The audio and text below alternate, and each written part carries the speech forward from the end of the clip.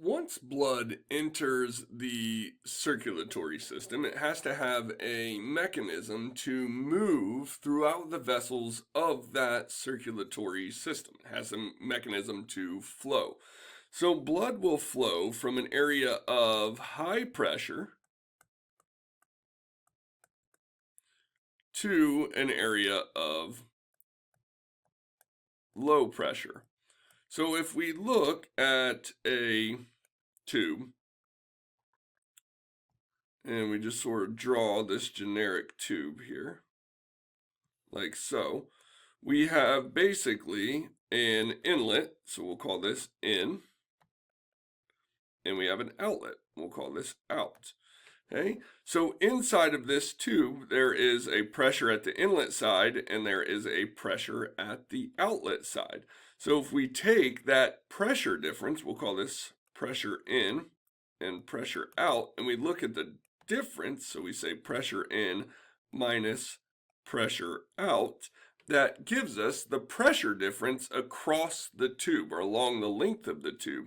And this is known as the perfusion pressure, because that will tell us the gradient that blood can flow along to move throughout that tube. Okay, so if we look at blood flow, once it leaves the heart, and we look at systemic circulation, right, blood will enter the aorta, then it will move into the arteries, then the arterioles, and then the capillaries, and then it will start to return to the heart and it will enter venules, veins, and then the vena cava. Okay, and then it will return to the heart. So if we look at this sort of flow and we look at the different segments and we look at the pressure along the different segments, right? Where is our pressure going to be the highest? It's definitely going to be the highest up here in the aorta. And then as we move further away from the aorta into the arteries, it's going to drop. And then as we enter the arterioles, we see this big drop. And then it sort of just drops all along the way until we get to the vena cava and we return to the heart, right? And if we look at this sort of pressure in the vessels, you'll know that the pressure inside of the aorta sort of like fluctuates or pulses, right, with the pulse of the heart. And then as it enters into the arteries and the arterioles, it starts to go away. That pulsing starts to go away and flow becomes continuous. And that's because these arteries are distensible, meaning that they can sort of flex as we enter the volume into it, right? Now, because of this, right, we have a high pressure here and we have a low pressure down here that will create a flow of the blood throughout the system, right? And notice that the pressure is highest in our aorta, it's lowest inside of the vena cava, and that's because inside of the aorta, this is where the heart is pumping that blood into. So it's taking it out from the vena cava and it's pumping it into the aorta. Now, the vena cava and the veins have the lowest pressure because they are considered to be what we say the most compliant. So they are compliant. And compliance is a measure of how well the vessels can accommodate changes in volume versus their changes in what we refer to as transmural pressure.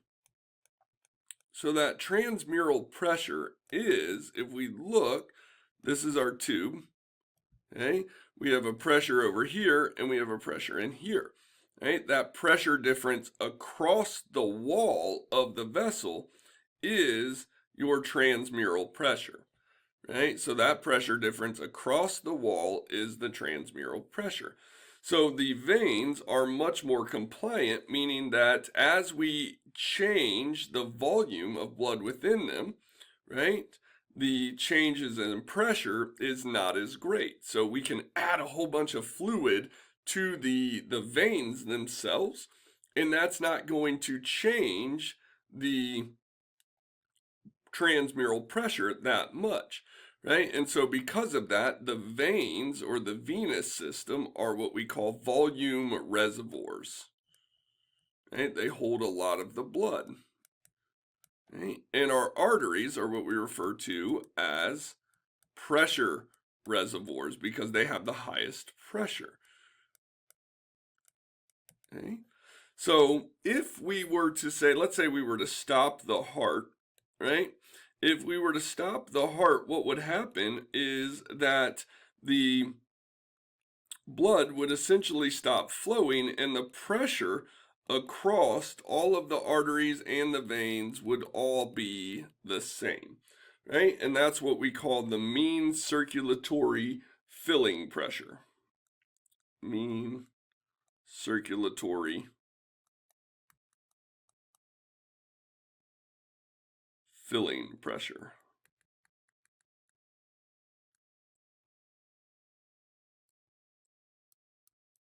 Okay.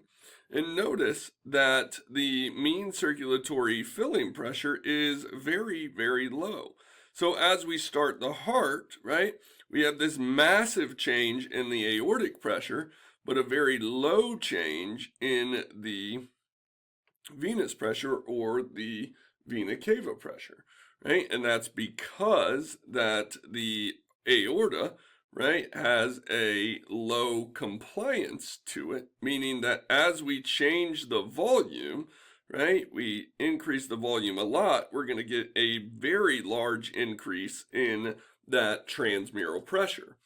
Okay, and that is due to the overall anatomy or the morphology of those arteries versus the veins. So as we increase volume in the arteries, we get a very large increase in that transmural pressure. But inside of the veins, as we increase that volume, we don't see that same increase in that transmural pressure.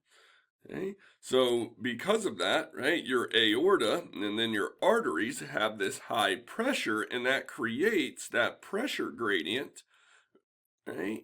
Or that flow gradient so that the blood will move throughout the vessels.